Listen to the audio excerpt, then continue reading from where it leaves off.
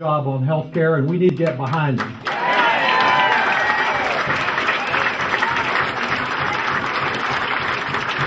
As many of you know, because you've been there with me right through every one of the years, this is my 15th year in Washington.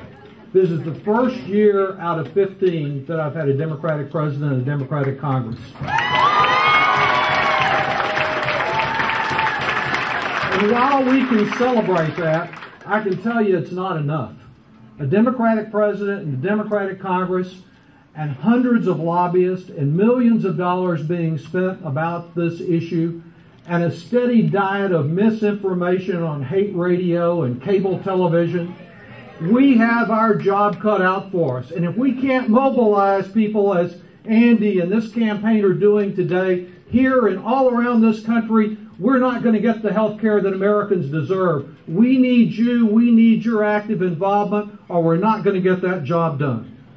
Now, I spent the last hour and a half between the last speech I did with Lee for veterans out at ACC, the last hour and a half in what I call neighborhood office hours, out at Home Depot, listening to people throughout East Austin and some of Hyde Park.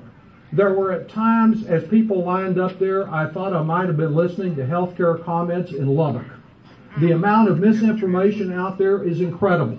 A woman on a cane who came up to tell me about the fact there was going to be a government takeover, but she appreciated what I'd done for her Medicare. What do you think Medicare is? People claiming that they're going to be literally about life and death for many of our neighbors. It's more than tragic that a country that is as rich as ours, with the best health care in the world for a few, and too many left to suffer like Cynthia's sister.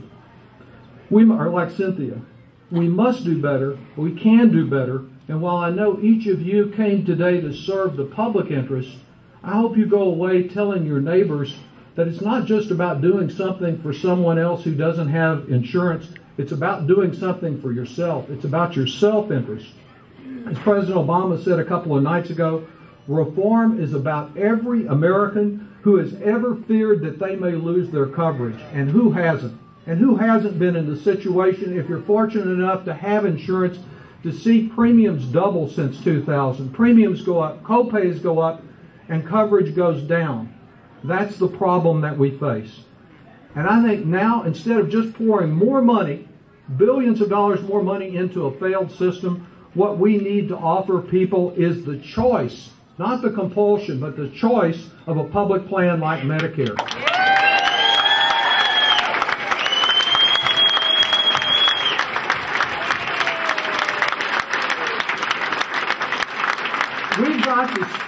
We've got to spur some real competition in the private sector. And I don't know what our opponents, like some of the people across the street, are so fearful about. After all, they give us a steady dose day after day about how government can't do anything, can't accomplish anything efficiently, always breaks down. And of course, when the Republicans are in office, it usually is pretty sorry.